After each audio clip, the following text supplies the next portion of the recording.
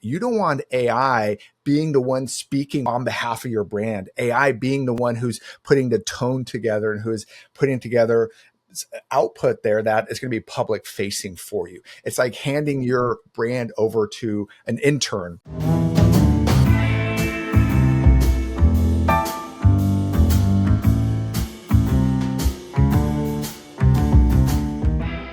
You are now listening to Leverage for Growth. Hey everybody, this is Jesse B. Gilmore, founder of Niche and Control and the creator of Leverage for Growth. Welcome to the Agency Leverage Edition. Today I'm very excited because I am here with Eric Ritter, the founder of Digital Neighbor, a Tampa-based digital marketing agency that spent nearly a decade helping law firms and attorneys get found online and grow through high-performing SEO, paid search, and web design. In addition to leading his agency, Eric teaches digital strategy as a professor at the University of South Florida and shares his insights with legal marketing world through his podcast, Lawful Good Marketing. With over 9 years of agency experience, Eric has learned firsthand how to scale a service business, lead a growing team, and build a brand rooted in both trust and measurable performance. Today, he's going to walk us through real-world lessons he's learned on his journey and what every agency owner should keep in mind if they want to grow without burning out. Eric, welcome to the show. Awesome. Thanks for having me, Jesse. Really looking forward to this. Yeah, awesome. Let's bring us back to the way beginning of your agency. What kind of started Digital Neighbor? Can you kind of bring us back to that? Yeah, so you mentioned almost a decade, so we're not quite there. 9 years ago in 2016 here at the recording is when I started Digital Neighbor, as you mentioned, right here in Tampa. It began pretty small. I had a lot of experience before kind of being in-house. I worked in some of the larger corporations here in Tampa. Johns Hopkins Medicine was a director there for digital, worked on the agency side, some of the larger agencies here in Tampa. And then finally ended up as an in-house marketing director at a personal injury attorney, and hence why I enjoy working with lawyers and kind of found my way back into that. And in 2016, after working for other people, I just really came to the conclusion, now is a good time to get it started. So we started pretty small, helping local businesses get found online. We started as an SEO agency. Over the years, it's grown now into a full service digital marketing agency that works with clients all across the country. So we do all your typical digital marketing stuff, right? SEO, paid search, web design, social media. But really what I think makes us different is how we approach that relationship.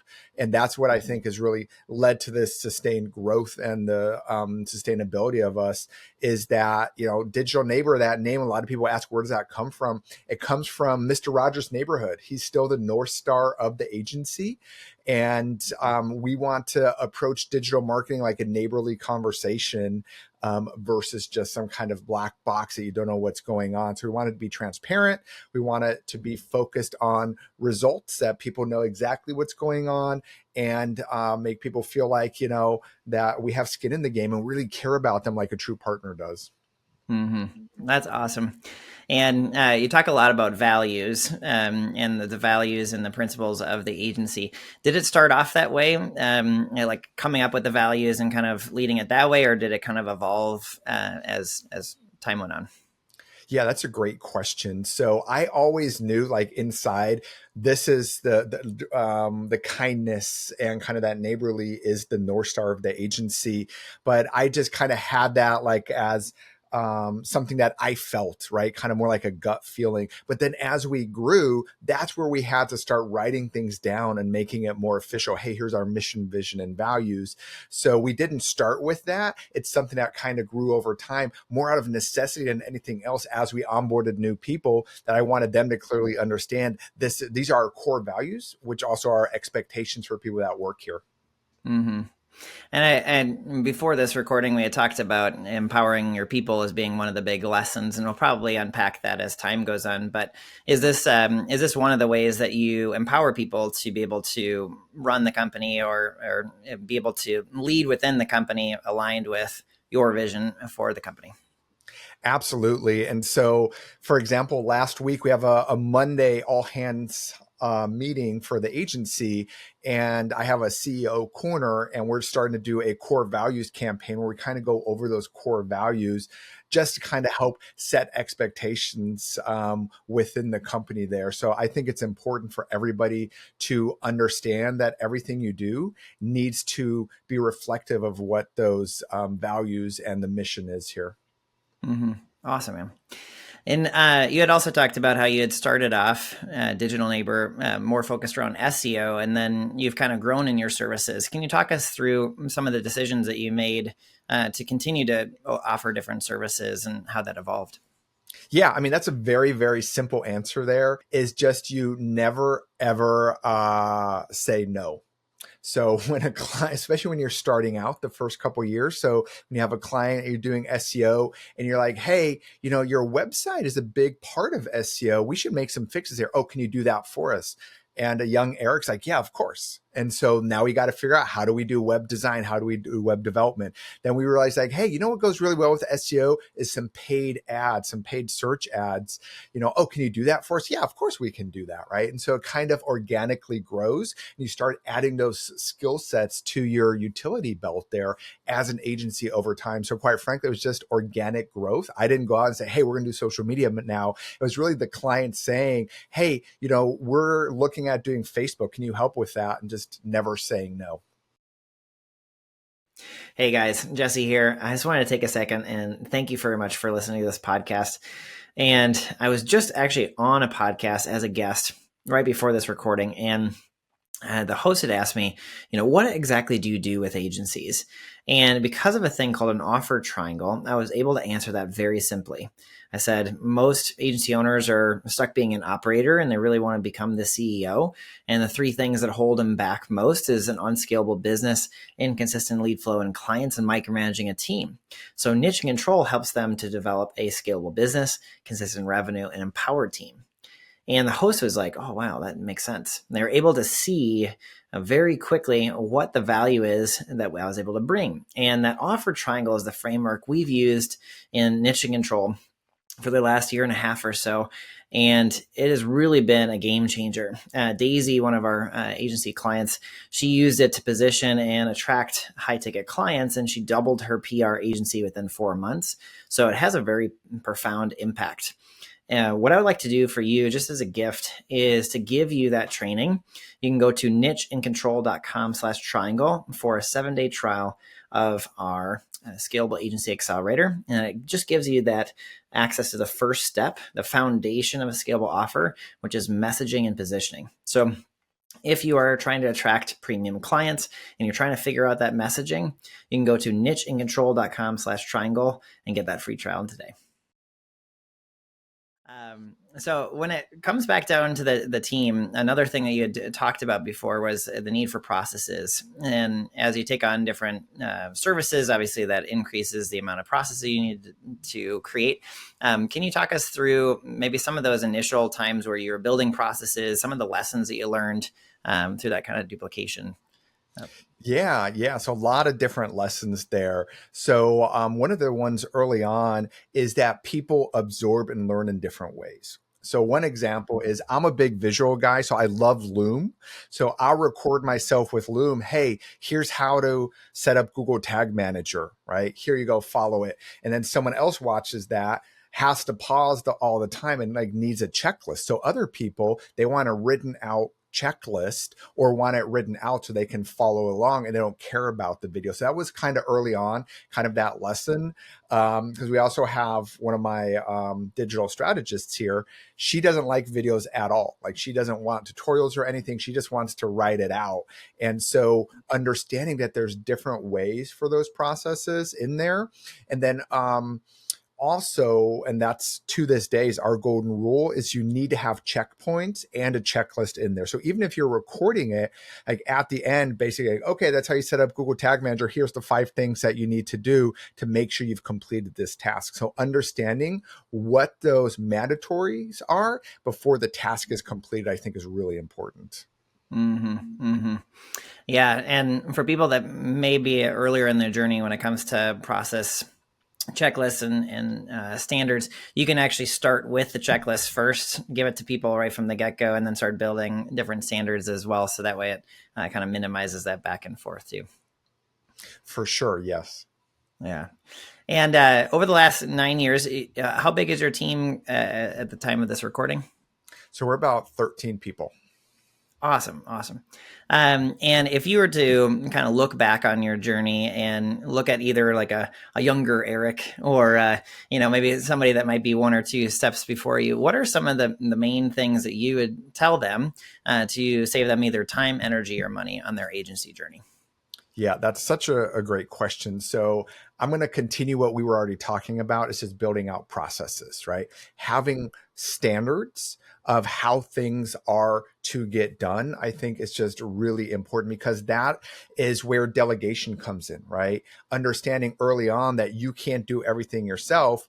And if you want to give it to someone, they need to understand the process or what that checklist looks like so that you can give it to them. So the sooner that you say, hey, this task is going to take me half hour. If I document, it's going to take me 60 minutes. That's super annoying because I'm doubling the time, but it's going to save me so much time down the road. That's something I would definitely try to really hammer into a younger Eric. Like just spend that extra half hour, spend that extra 20 minutes to get that process written out so that other people can follow it. Otherwise, you're going to be stuck doing this repetitive task over and over. So I think that checks all the boxes, right? It helps save you time. It saves you money. It saves everything there.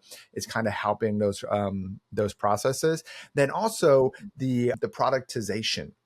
So I want to go back where I said, yeah, I say yes to everything. There's a lot of positive to that, but there's also a lot of negative, right? Kind of staying in your lane, knowing what you're good at, and really executing on that, I think is really important. And so while I said yes, and I was able to grow, like now we do everything, that's fantastic. I don't do that anymore, right? So if someone comes to me and says, hey, can you build me a Wix website? No, we only do WordPress. Hey, can you run TikTok ads for me? No, we only do Meta, right? So understanding what you do and don't do is equally as important so that you're able to not drive the team crazy. Because as the person at the top, right, I'm the one who sets the direction, who sets the motivation for the agency, but also the one who drives the team the most crazy because I'm like, hey, we're going to chase this shiny object here. And so I think that's something as well is having a clear process for innovation as well. So what we do is we have quarterly innovation meetings where I basically have to hold myself until that quarterly meeting to say, hey, this is a new shiny object. We should try this out. This new AI web page builder, whatever it is, let's try it out. And then we can come up with a process of testing it out and making it happen versus me trying to spend my time on figuring it out or forcing other people to use it. I think is really important as well, having those innovation processes in place. Mm-hmm. Absolutely. And as you're talking about each one of these different lessons, I'm always thinking about the values of an organization. The standards that you're creating with SOPs give the value of process and standardization and cross-training. And then the other part where you have these quarterlies really sets up for like innovation and continuous improvement. So it's really cool how a single activity can actually have a big impact on like organizational culture. Yeah. And just keeping everybody kind of informed, right? And that's for me, just on a personal level, is a big growing lesson, is because I'm an only child. So I don't have to care what anybody else thinks. I just make decisions in a vacuum, right? Hey, I want to do this. This is what's going to happen, right? So now that grows exponentially when you run an organization, right? I'm not an only child anymore. I got a whole bunch of people around me and my decisions impact a lot of people. So understanding that and communicating that clearly with everyone, I think is very, very important. Mm-hmm. Awesome, man. And you talked a little bit about vision, and we've been talking about organization, and then you're also talking about the future a little bit. So what are you excited about with Digital Neighbor over the next 1 to 3 years? Yeah. So great question. So, digital marketing is being revolutionized, right? We have AI. I have other agency owners I talk with, even myself, where it's scary where clients or potential clients are like, oh, I can just give that to ChatGPT, or hey, I can just have AI execute that for me. I see that as an opportunity. It's another tool that's out there. I remember when I first started this and social media was just kind of getting off the ground and people were like, oh, we're going to do Facebook, we're going to do Twitter, early days, right? And they say, hey, we're going to hand it off to an intern, and the intern's going to run the company Facebook page, right? And using AI, I equate exactly to that. You don't want AI being the one speaking on behalf of your brand, AI being the one who's putting the tone together and who's putting together output there that is going to be public facing for you. It's like handing your brand over to an intern.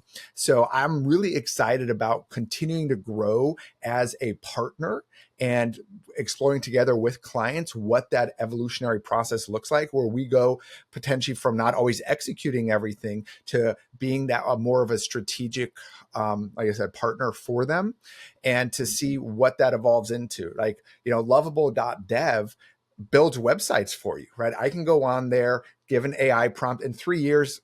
Jesse, I think we might not be building websites. Lovable.dev is going to do that for us, but you still need to understand what is the brand tone, what is the brand voice, what's the brand guide, what are the web guidelines. All these things still need to put in place. Those best practices still need to have a human doing that, and so kind of driving that shift of what a relationship looks like between a marketing agency, digital marketing such as us, and the client is what I'm really excited for the next couple of years. I see it as a huge opportunity. Mm-hmm. I see it as well. Agencies are not going away. They're just evolving. And a lot of them are going, especially around the US area, are going more towards the strategy and more higher ticket because AI can do a lot of the execution. So cool to hear, man. Yeah, thank you. And for anybody that's listening that might want to get in touch with you, or they might be a lawyer that wants your services, what's the best way for them to get in touch with you? Yeah, so I'm very active on LinkedIn. So just find me on LinkedIn, Eric Ritter, my name. You can go to my website, digitalneighbor.com. I have both the US spelling with the O and the British Canadian version with the OU. So both of those will lead you to my website. On there, you can learn more about my Motion for Marketing system, which is a proven system I put together in over 12 years working with law firms for them to have sustainable growth and take the guesswork out of marketing. Beautiful, man. And for anybody that's listening, I'm going to leave the links to Eric in the show notes. And Eric, thank you so much for sharing your journey, your lessons, and your time with us. My pleasure, Jesse. Thank you so much for having me on. This was great. Agency owners, if you want to transform your agency to sustain and grow without your direct involvement, where you can stop working in the business and start working on the business, where you can free up your time, delegate work more effectively, price and position your services to finally get paid for what you're worth, and have the team run the day-to-day, go to nicheandcontrol.com/case study now to learn more about leverage for growth. And also to book a free strategy session with us. We'll look at your systems, determine exactly what you need to do in order for you to scale this year, and to create a strategic plan so that you can live the life of entrepreneurship you've always dreamed about. Go to nicheandcontrol.com/case study now.